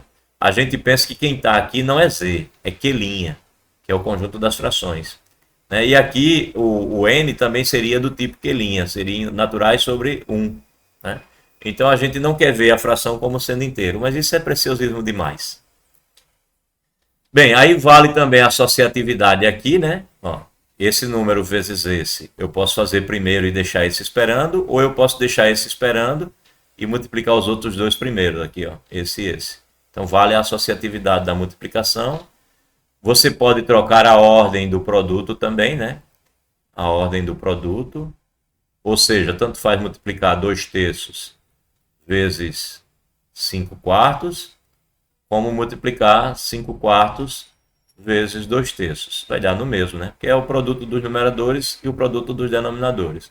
Não vai alterar porque o produto é feito entre inteiros e o produto dos inteiros é comutativo. Aqui existe o número 1, mas ele é racional, ou seja, o nosso número 1 aqui é 1 sobre 1. E vale que A sobre B vezes 1 vai ser A sobre B, porque você vai fazer A vezes 1 que dá A, B vezes 1 que dá B. Então, vale também a existência do número 1 como um número racional. Vale a existência do número 1 como um número racional. Só que eu olho o número 1 como sendo 1 sobre 1. E vale a distributividade, ou seja, se você tiver um número A vezes B mais C, vale A vezes B mais A vezes C. Vale também a distributividade, né? Essa fração vezes a soma dessas duas frações, eu posso pegar a primeira fração vezes a primeira, colocar aqui, e somar com a primeira fração vezes a segunda. Vale a distributividade. E por fim, deixa eu apagar aqui, porque pode ser que alguém confunda, porque eu usei uma letra só. E por fim, aí ele avisa aqui que o A sobre B, o C sobre D e o E sobre F são frações, né? Portanto, são válidas as mesmas propriedades formais vistas para os números inteiros. Além dessas propriedades, temos também a seguinte. Então, o que diferencia os inteiros, né, dos racionais? É a próxima propriedade. Porque até agora todas essas propriedades eu já tinha em Z. Mas Q tem que ser diferente, né? Porque Q não é Z. Qual é a propriedade que tem que Z não tem? A propriedade é a seguinte, ó. Você pega um número inteiro, A, não existe um outro número inteiro, A', vou chamar de A', que a resposta dê como resultado o número 1, né? Se você pegar um número inteiro e for multiplicar por outro para dar 1, então esse A vai ter que ser o 1, ou então o menos 1. Ou é o mais ou é o menos 1. Quem é que eu multiplico 1 para dar 1? É o próprio 1. E quem é que eu multiplico menos 1 para dar 1? O próprio menos 1. Mas são os únicos números inteiros que têm essa propriedade. Se eu pegar o número 2 e for multiplicar por outro número para dar 1, isso não vai ser um número inteiro.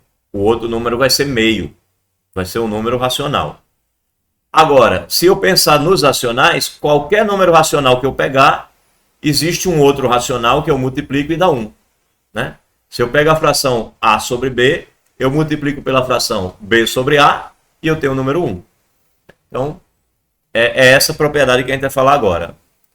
Propriedade da existência do inverso. Então, dado o número inteiro, dado o número racional, desde que esse número racional não seja o zero, então você pode pegar o contrário, né? Eu tenho A sobre B, eu pego B sobre A, e quando eu fizer o produto vai dar 1. Então, por exemplo, se eu tenho 2/3, e eu quero encontrar uma fração que eu multiplique 2/3 e dê 1, eu pego 3 sobre 2, eu inverto ela. Isso vai dar 1. Certo? É óbvio, né? Por quê? Porque quem é 3 sobre 2? 3 sobre 2 é o mesmo que 1 dividido por 2 sobre 3. Tá? A gente ainda não falou nisso, vai falar mais na frente, mas é isso aqui. Né? Que a gente diz que isso daqui é o quê? É o produto do primeiro pelo inverso do segundo. Então, isso daqui dá 1 por quê? Isso dá 1 porque eu estou multiplicando 2/3 por 1 sobre 2/3. Então, de fato, né? Cai o 2/3 com 2/3 fica 1. Então, é por isso que é só você inverter mesmo, literalmente, a fração. Se eu tenho A sobre B, eu escrevo B sobre A. E aí, quando eu faço o produto de A sobre B por B sobre A, o que eu tenho é A vezes B em cima, B vezes A embaixo, e isso dá o mesmo número. Então, isso dá 1. Certo? Uma fração só dá 1 se o numerador e o denominador forem iguais. Né? Se os dois não forem iguais, a divisão nunca vai dar 1. Então, toda vez que você quer estar trabalhando com uma fração, ela pode ser algébrica, tá? Letra pra caramba em cima, letra pra caramba embaixo. Se você sabe que dá 1, essa fração, então você sabe que o numerador é igual ao denominador. Uma coisa força a outra, por mais que seja uma fração esquisita, cheia de letras. Isso é sempre verdade. E ele avisa aqui, né? Dividir é a mesma coisa que multiplicar o primeiro pelo inverso do segundo. A sobre B, C sobre D, D sobre C, o inverso do segundo. Então, dividir é multiplicar o primeiro pelo inverso do segundo por essa razão aqui, né? Por essa razão. Vou repetir, ó. Você vai dividir duas frações, A sobre B, e você vai dividir isso por C sobre D. Por que é multiplicar o primeiro pelo inverso do segundo? Por que é isso? Né? Que é uma coisa que as crianças vão perguntar. Ora, a coisa mais simples do mundo. Olha como é simples. Quando eu fizer, você vai dizer, poxa, eu nunca tinha pensado assim. Ó, isso daqui é a mesma coisa que eu pegar o A sobre o B e multiplicar. Eu vou colocar assim. Vou colocar assim. Pega A sobre B e divide por 1. Nada demais, né? Botei o denominador 1 e botei o numerador A sobre B. Vai dar o mesmo A sobre B, claro. Agora pega isso e multiplica por 1 sobre C sobre D. Não é a mesma coisa? Essa igualdade não é verdadeira? A sobre B dividido por 1 é A sobre B. E eu estou multiplicando por 1 dividido por C sobre D. Como é que fica esse produto? A sobre B vezes 1 dá A sobre B. 1 vez C sobre D dá C sobre D. Concorda que a igualdade é verdadeira? Não é? Aí eu vou e escrevo só essa primeira parte assim. A sobre B. Está multiplicando quem? Está multiplicando 1 sobre C sobre D. É a primeira multiplicando o inverso da segunda. Por que é o inverso da segunda? Porque 1 sobre C sobre D nada mais é do que eu pegar o... Vou escrever assim. 1. Como é que eu faço? 1 sobre C sobre D vai ser... Deixa eu ver uma maneira bonitinha de dizer isso. 1 sobre C sobre D.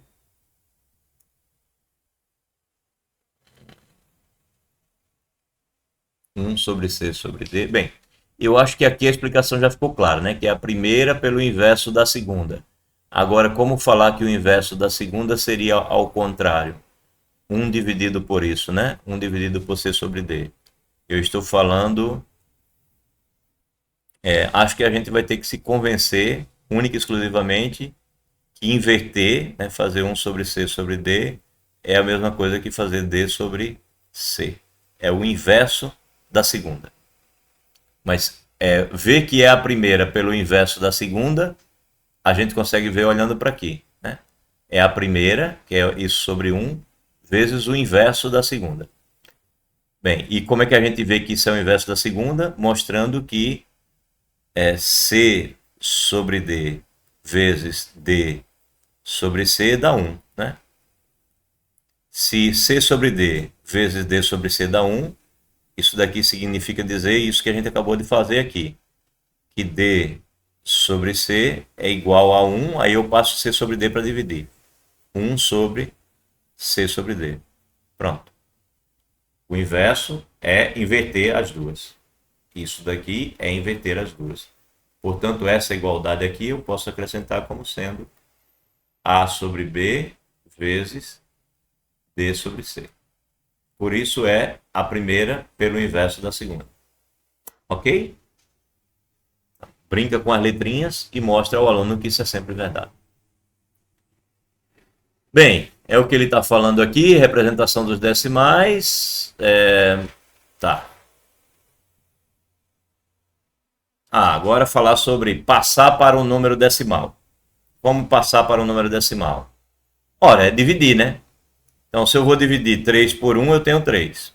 Se eu vou dividir 1 por 2, a divisão que a gente está acostumado a fazer na vida. Vou dividir 1 por 2. Agora, eu vou fazer a leitura da divisão de maneira muito rigorosa para vocês acostumarem. Falando da história dos décimos, né? Porque quando a gente aprende quando é criança, o cara diz assim, só assim. Não dá para dividir, acrescenta um 0. Aí divide. Aí eu vou falar da maneira rigorosa. Vou dizer a vocês o que significa acrescentar o 0. Certo? Todos os passos que eu vou dar, eu vou falar de maneira rigorosa. Para vocês entenderem que a gente, quando ensina lá no básico, a gente fala numa linguagem que o menino só decore. Mas a gente poderia falar de uma maneira mais rigorosa. Então, olha só. Estou dividindo 1 pelo 2, né? O que a gente diz no dia a dia da gente? A gente diz assim, bota um 0 e divide, né? Aí, como eu botei um 0 aqui, eu boto um 0 aqui. E boto uma vírgula. E 10 por 2 dá 5. 5 vezes 2 dá 10, não sobrou nada. Rigorosamente, o que a gente está fazendo é assim. Eu tenho um inteiro. Vou dividir por 2. O 2 é um inteiro maior do que o 1. Então, ao invés de olhar para 1, eu olho para 10 décimos. 10 décimos é 1. Então, ao invés de estar dividindo por 1, eu vou estar dividindo por 10. Porque eu estou olhando 1 assim, ó. 1 e 0. Eu estou com a casa dos décimos. E não mais com a casa dos inteiros. Aí, quando eu divido o 10, quando eu vou dividir aqui, eu não estou mais dividindo inteiros. Eu estou dividindo décimos. Por isso que eu coloco 0, vírgula. Porque a resposta agora vai ser na casa dos décimos. Então, se eu pegar 10 décimos e dividir por 2, eu tenho quantos décimos? Eu tenho 5 décimos. 5 vezes 2, 10 décimos. Por isso que o resto é 0, tá? Então, é por isso que a gente acrescenta o 0, porque a gente está indo para a casa dos décimos. E por isso a gente acrescenta a vírgula, porque a gente está dando a resposta na casa dos décimos, tá bom? Então, 1 dividido por 2 é representado na sua representação decimal como isso daqui. Aí, 1 dividido por 20. Não dá, né? Não dá. Aí o que você faz? Vai para a casa dos décimos. Aí 0, o problema é que 10 décimos ainda é menor do que 20. Então eu vou para a casa dos centésimos. Então eu estou olhando o número 1 como sendo isso. 1, 0 décimo, 0 centésimo. Aí eu agora dou a resposta dos décimos. Nos décimos não deu para dividir. Então 0 décimos, não vai dar nenhum décimo. Então 0 décimo. Agora eu vou para a casa dos centésimos. Eu estou olhando para o 1 como sendo 100 centésimos. Aí 100 centésimos dividido por 20 vai dar 5, né? 5 vezes 20, 5 centésimos vezes 20 vai dar 100 centésimos. Aí agora o resto é 0. Então é por isso que você sai acrescentando. Acrescentou o 0, para ir para a casa dos décimos. Aí não deu para dividir, então 0 décimo. Aí quando eu acrescento o outro 0, eu estou na casa dos centésimos. 100 centésimos dividido por 20, 5 centésimos. E aí você coloca o 5. Tá? Então é assim que você deve ler para você mesmo. Lá na hora de dar aula, você pode simplesmente dizer ao menino, bota um 0 aqui, divide por 2, bota a vírgula e não explicar que ele está na casa dos décimos ou dos centésimos. Mas se explicar, eu acho que é vantagem. Tá? Depois de anos, fez sentido para mim. Acontece, Jonas. A vida toda a gente passa sem ouvir essas coisas, né? E porque a gente teve aula com pedagoga. Eita, bichinha das pedagogas agora, eu falei mal delas. Mas isso daí era para ser ensinado desde as pedagogas, mas elas não têm essa linguagem desenvolvida, que não fizeram matemática, né? Bem, agora olha, quando você pega o 27 e divide por 1.000 é fácil. Porque quando a gente divide por potências de 10, né? Se pegasse o 27 e dividisse por 10, bastava pegar a vírgula, que está assim, né? 27,0. Aí eu estou dividindo por 10, passa a ser 2 inteiros e 7 décimos. É só pegar a vírgula e andar para a esquerda. 2,7. Se você vai dividir por 100, 27 por 100, aí a vírgula está aqui no final, né? No 27. Aí ela pula 2 casas. Aí ela vai dar 0,27. Aí nesse caso, ele pegou o 27 e dividiu por 1.000. Então a vírgula estava aqui, ó, e andou uma casa, 2, 3. Por isso que deu 0,027. Note, porém, que tudo que a gente está tratando até agora são decimais exatos. A quantidade de cada decimais sempre termina, acaba. Mas isso não é sempre verdade. Quando você vai dividir 2 inteiros, que é o caso dos números racionais, as vírgulas de repente podem não acabar, né? As casas depois da vírgula podem não acabar. Então, por exemplo, quando você vai dividir 1 pelo 3, o que vai acontecer? Bem, não dá para dividir, né? Porque esse cara é maior. Então eu vou para a casa dos décimos. Aí eu tenho 0, e vou dar a resposta nos décimos. 10 décimos dividido por 3 dá 3 décimos. 3 vezes 3 décimos vai dar 9 décimos. Que eu vou tirar dos 10 décimos e vai sobrar 1 décimo. Tá. Aí, novamente, 1 décimo não dá para dividir por 3. Então eu vou ter que ir para a casa dos centésimos. Na casa dos centésimos, quando eu dividir, né? Porque agora eu estou na casa dos centésimos aqui, ó. Esse 0 desceu para cá. Aí na casa dos centésimos, que eu tenho agora 10 centésimos, né? Esse número está escrito assim, ó, 0,10. Então nós estamos agora com os 10 centésimos aqui. Aí 10 centésimos dividido por 3 vai dar 3 centésimos. 3 vezes 3, 9.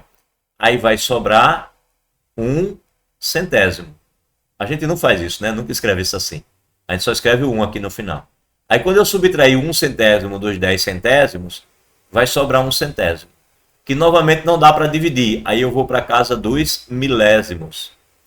Aí na casa dos milésimos, quando eu dividir 1.000 milésimos, 10 milésimos, que é esse número aqui, né? 1.000 milésimos é o 1. 10 milésimos, quando eu dividir por 3, vai dar 3. Aí 3 vezes 3 milésimos vai dar 9 milésimos. Eu fiz errado aqui, não foi? Foi, que é 9. Vai dar 9 milésimos. Aí aqui 0, 0, 0. Seria isso, né? Aí eu tenho 10 milésimos, tiro 9 milésimos, sobra 1 milésimo. E assim por diante. Aí a gente descobre que isso daqui vai dar sempre 3, 3, 3 para o resto da vida. A gente não escreve essa coisa feia quando está dando aula para os meninos, né? A gente escreve isso assim, né? A gente multiplica por 3, dá 9, tira do 10 aqui. E a gente não sai acrescentando esses zeros aqui, né? Geralmente não. A gente só faz assim. O primeiro zero a gente bota. Aí quando faz 10 menos 9 dá 1, aí bota outro zero aqui. Aí multiplica, dá 9, subtrai, aí dá 1, aí bota outro zero aqui. E não vai acrescentando aqui, né? Só acrescenta aqui. Não sai acrescentando aqui em cima como eu fiz agora. Aí a mesma coisa, 9, subtrai, dá 1 e pro resto da vida. Então, dá esse número aqui. A gente diz que esse número é uma dízima periódica, né? E diz que esses caras aqui são os períodos. Alguns gostam de escrever com essa barra. Eu nunca usei essa barra para nada. Né? Eu sempre que escrevi só coloquei a reticência. Eu não gosto dessa barra. Acho desnecessário essa anotação. Ela não ajuda a fazer conta, não ajuda a fazer nada, então eu não uso. Tá? Então eu só uso essa linguagem, eu não uso essa. Não uso isso, essa linguagem da barrinha. Aí ele pegou o 1 sobre 3, beleza. Apareceu uma repetição de um número só, que bonitinho. Aparece um número só. Ótimo. Mas aí quando você vai dividir, por exemplo, o 2 pelo 7, aí a confusão é maior. Você vai dividir o 2 pelo 7, você vai fazer assim, né? 2 não dá, coloca o 0, 0, 20 dividido por 7 só dá 2, sobra 6, bota o 0. 60 dividido por 7 vai dar 8, né? Eu já estou dizendo que dá porque eu já olhei para aqui, tá? Aí 8 vezes 7, 42, né? 56. 56. Aí vai, tira 4 aqui, aí vai para o 40. Aí 40 dividido por 7 vai dar 5, porque vai dar 35, vai sobrar 5. Aí 50 dividido por 7, quanto é que dá? 7. 7 vezes 7, 49, sobra 1. Aí 0 de novo. 10 dividido por 7 vai dar 1. Aí 1 vezes 7, 7. Agora vai sobrar 3. E você vai ficando agoniado, né? Porque não se repete nunca, meu Deus. Aí agora baixa o 0, né? Aí eu passo a ser 30 e volto a ter 4 aqui. Aí 4 vezes 7, 28. Aí para 30 sobra 2. Aí você, ufa, voltou a acontecer 20. Quando voltou a acontecer 20, o que você sabe?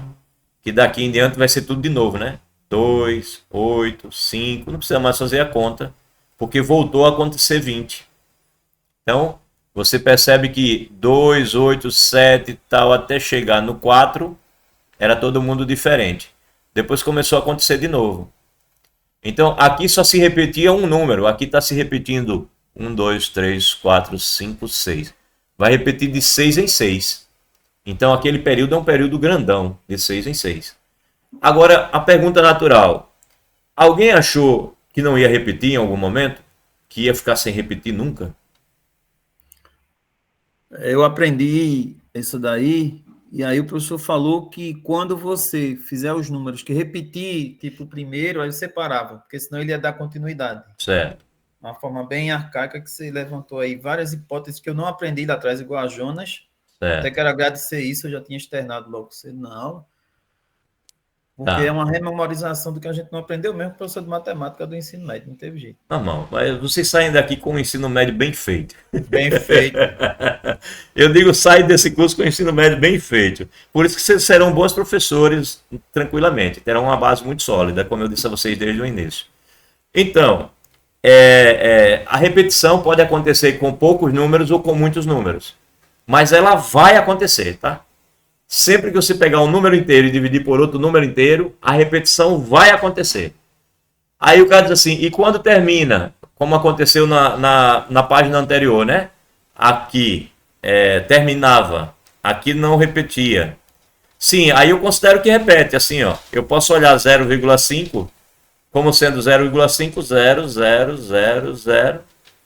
Aí eu vou dizer que é uma dízima periódica de período zero.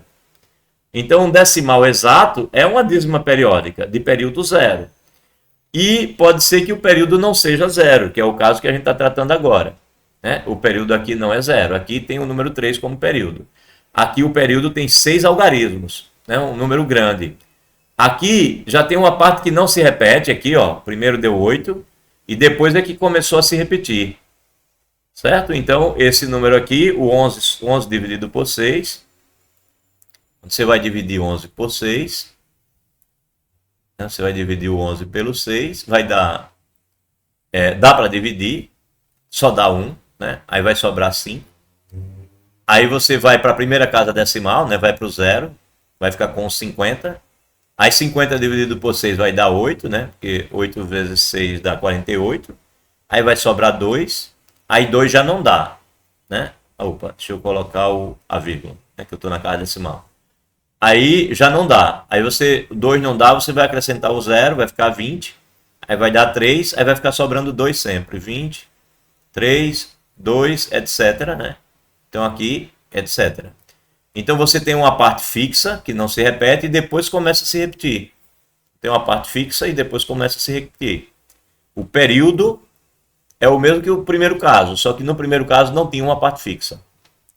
Agora veja bem, a afirmação importante dessa parte é a seguinte: todo número racional é decimal exato ou é dízima periódica. Se você quiser ser mais chato, você pode dizer todo número racional é uma dízima periódica e não dizer decimal exato. Por quê? Porque decimal exato é uma dízima periódica de período zero. Então todo número racional é uma dízima periódica, de período zero ou não, mas é uma dízima periódica. Tá certo?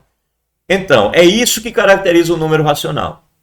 Ele é racional quando ele é uma dízima periódica ou um decimal exato.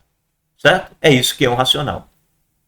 Então, se dividir um inteiro pelo outro, só tem essas duas possibilidades. Ou da decimal exato, ou da dízima periódica. Agora você está lá dando aula e você quer dar uma de que sabe muito, né? Que o professor gosta de fazer isso. Sei muito. Aí eu vou fazer uma fração para o meu aluno, vou escrever uma fração para ele, e vou mandar, né, no exercício para ele responder. Aí eu peço a ele assim: descubra qual dos racionais abaixo são dízimas periódicas ou decimais exatos. Aí o que eu faço? Aí eu faço assim, ó. Por exemplo, eu chego aqui embaixo e coloco 5. Não importa o número que eu colocar aqui. Aí no outro eu coloco 3. Não importa o número que eu colocar aqui. Nesse aqui eu coloco 20. Não importa o número que eu colocar aqui. Aí aqui eu coloco, sei lá, 16, não, 9 vezes 3, 27. 9 vezes 2, 18. Pronto. 18. Aí, por que o professor sabe, antes de fazer a conta, se aquilo ali é decimal exato ou é dízima periódica? Só olhando o denominador.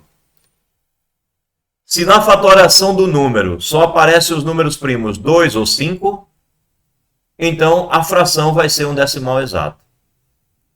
Ou seja, se você dividir um número inteiro por 20, como é a fatoração do 20? Você vai fatorar o 20, você vai dividir ele por 2, vai dar 10. Aí dividir por 2 vai dar 5. Aí dividir por 5 vai dar 1. Então a fatoração do 20 só tem 2 e 5.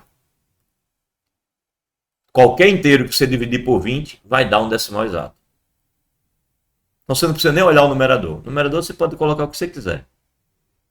Certo? Vai dar um decimal exato. Chuta aí 1. 7, pode ser? 7. Pegar 7 sobre 20. Pronto. Dividir 7 por 20. Vai dar um decimal exato. Não dá, né? Aí 0, então 0 aqui. 70. Vai dar 3, é? Sobra 10. Aí eu boto 0. 5. Acabou. Certo? Vai dar um decimal exato. Escolha outro número. 11. 11 é mais feio. Então, pegar 11. Vou dividir por 20.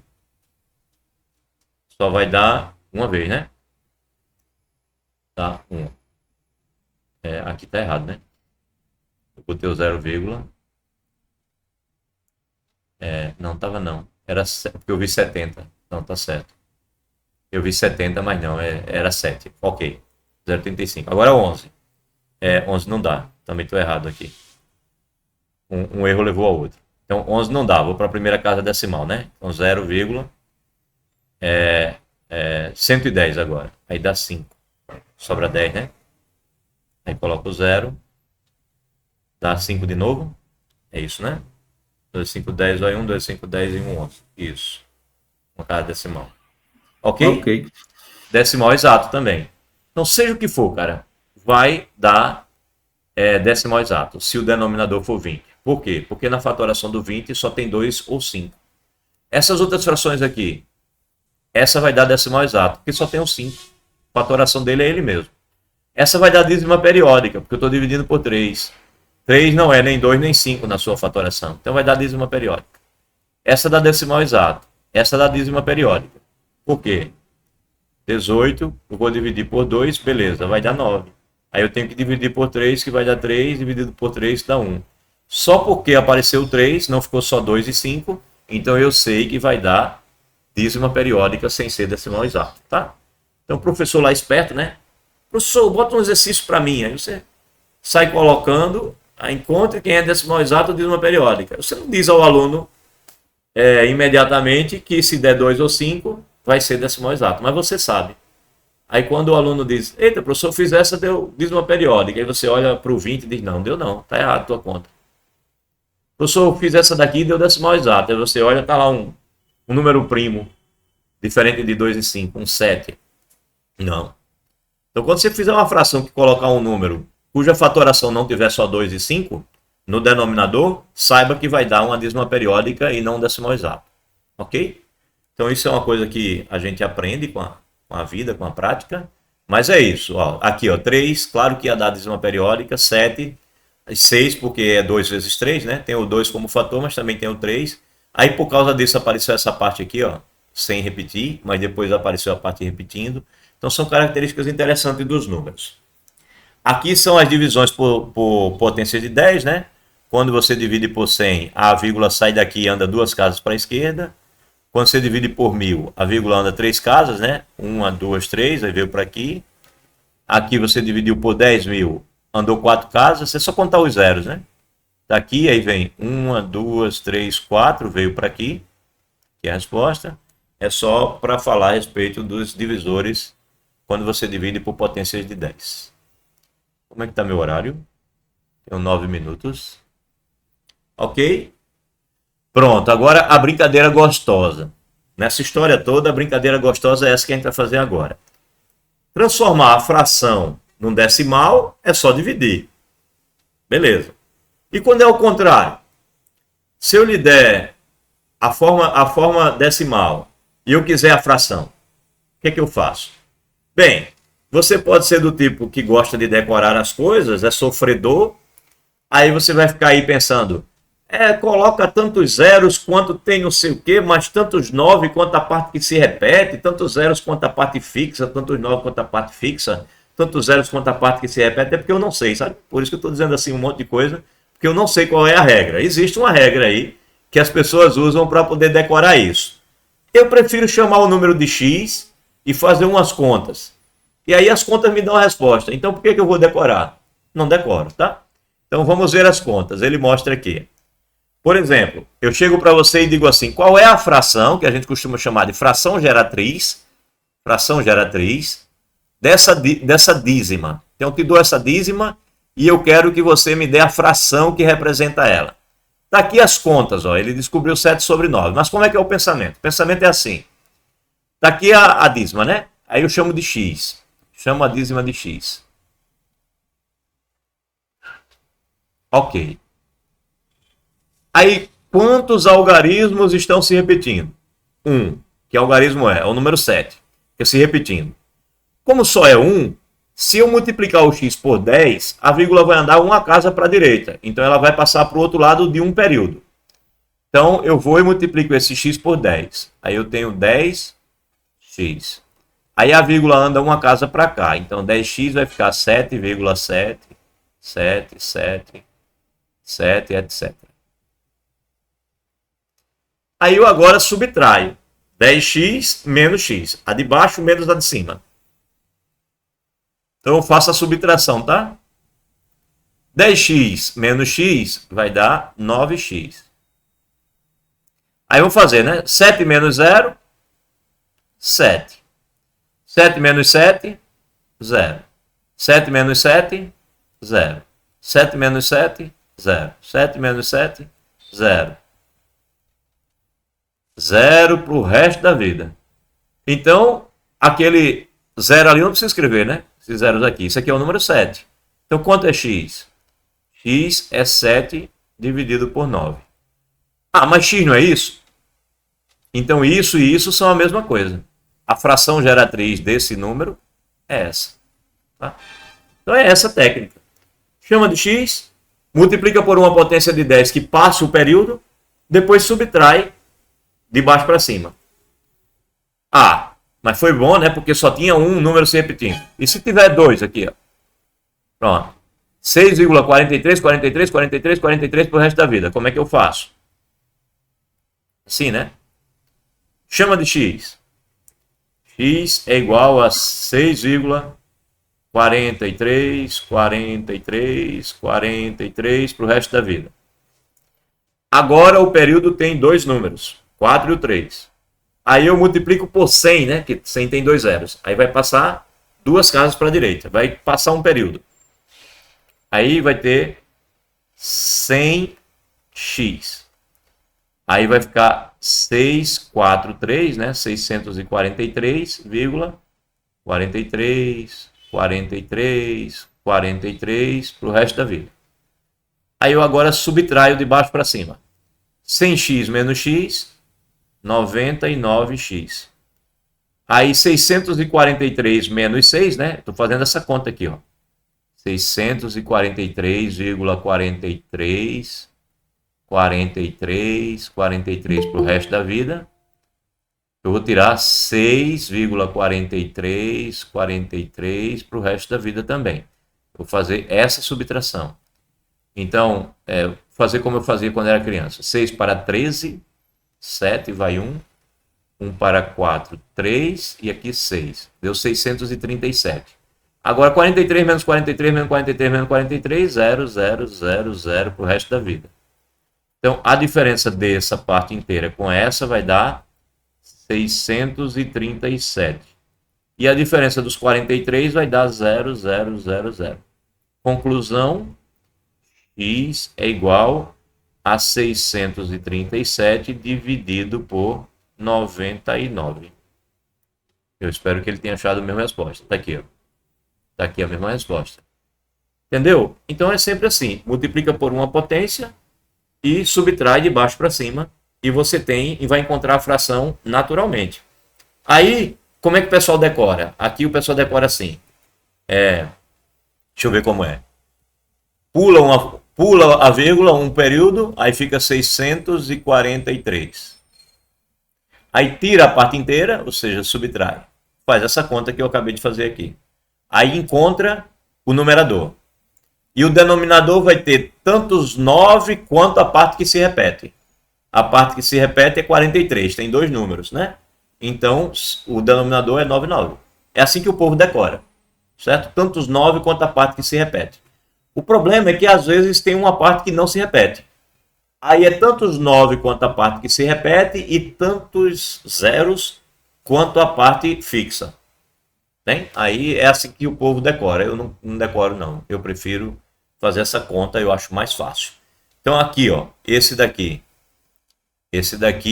tem uma parte que não se repete. Pronto, esse é bonitinho. Tem o 57 até aqui e depois aqui começa a se repetir do 91 em diante. Então como é que faz esse? Chamo de x, 2,57, 91 para o resto da vida. Aí agora eu preciso primeiro passar a parte que não se repete, que é para ficar igual ao problema anterior, né? Depois que eu tirar a parte que não se repete, só fica a parte que se repete. Aí eu faço igual ao anterior. Então, para passar a parte que se repete, que não se repete, que é o 57, eu vou multiplicar por 100, né? Porque são dois números. Aí eu vou ter 100x. Aí eu vou ter 257,91 para o resto da vida. Note que esse meu 100x agora é o meu x do item anterior, né? Porque ele só tem a parte que se repete depois da vírgula. Então ele ficou igualzinho ao anterior, igualzinho à situação anterior. Aí o que eu faço agora?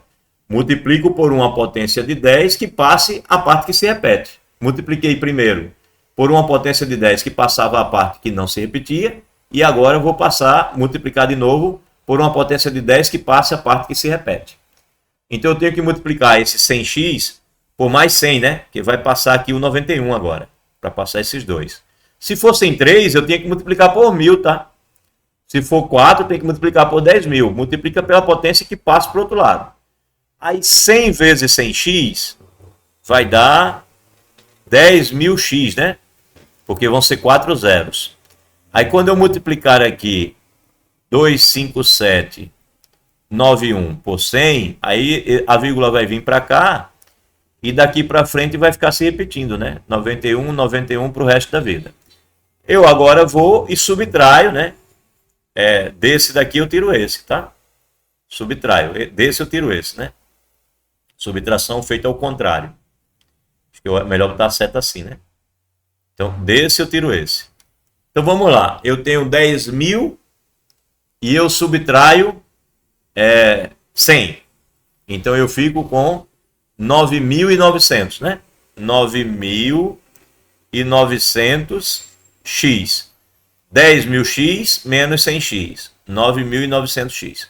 Agora eu vou pegar este número e vou subtrair esse, né? E o 91919191 vai ser subtraído e vai ficar zero.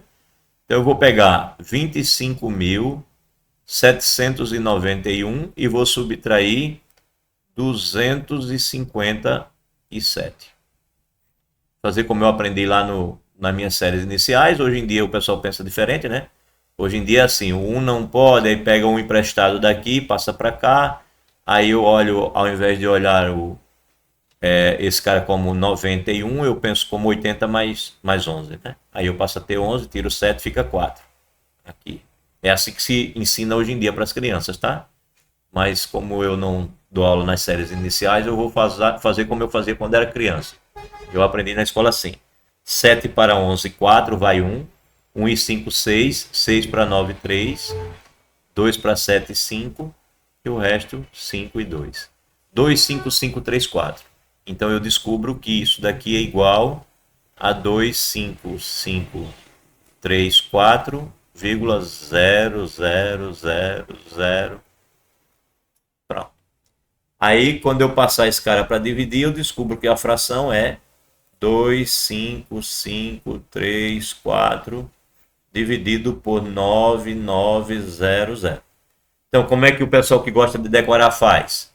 Pega isso, pula logo até o final, né? Aí 2, 5, 7, 9, 1. Pula logo todo mundo aqui até o final do período. E depois subtrai o pulo só até a parte que não se repete. Ou seja, ele vai lá e faz isso. Faz essa subtração, que foi a conta que nós fizemos aqui. E embaixo coloca tantos 9 quanto a parte que se repete e tantos 0 quanto a parte que não se repete. Se tiver 3 números na parte que não se repete, ali seria 000. Se tivesse se repetindo 3 números, ali seria 999. Então é assim, eles decoram isso, eu não decoro, eu prefiro fazer essa conta que está aí, tá? É uma questão de escolha. Ensinem o aluno de vocês as duas coisas, ensine a decorar e ensine a fazer a conta, porque pode ser que na sala tenham matemáticos e jornalista, né? E o jornalista vai preferir decorar, como esse negócio aí. Eles gostam de texto, né, de decorar as coisas. Bem, 10h03, essa parte bonitinha. Quando eu boto essa linha grossa aqui, ó, significa dizer que lá no livro tá cheio de exercícios para fazer, tá? Então toda vez que você vê uma linha dessa vermelha ou preta, grossa, assim no final, é indicativo de que tem um monte de exercícios para fazer lá no livro. Deixa eu parar a gravação. Acho que esse recado é bom estar na gravação. Agora já chegou a hora de eu mandar para vocês os exercícios que eu gosto e dizer a vocês, não deixem de fazer esses aqui, porque esses são a base da minha avaliação. Aí a gente vai marcar a avaliação e fazer baseada nos exercícios que eu vou indicar, que são os exercícios que eu gosto, tá? Então eu vou colocar no AVA e vou colocar no WhatsApp indicativos dos exercícios que eu gosto, para que vocês, aqueles que têm menos tempo, faz só os que eu gosto. E os que tiverem mais tempo, faz os que eu gosto e faz mais outros, para aprender ainda mais, tá? A prova vai ser mais fácil do que todos, mas vai ser muito parecido com os exercícios que eu gosto, tá? Esse vai ser a minha forma de fazer. Deixa eu parar a gravação. Espero que esteja gravando. Tá gravando, graças a Deus.